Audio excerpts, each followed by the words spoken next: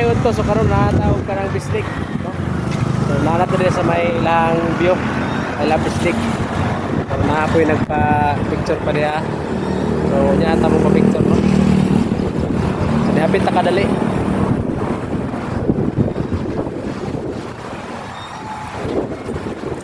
So mo na ilahang view diri ano? Sakat ta.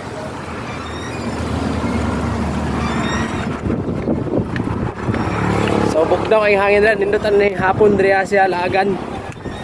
Ano? So nindot yung kuan ba? Ang hangin pusog kayo.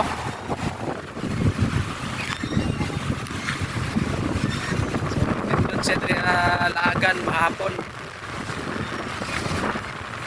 So kung ganahan mag-playground, no, sa mga mag-duyan-duyan, so napunta kuan na sa ubos.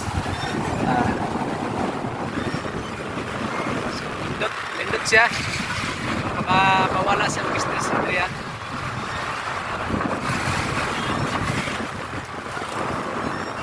So may mga nagtula dito na nag-duyan-duyan.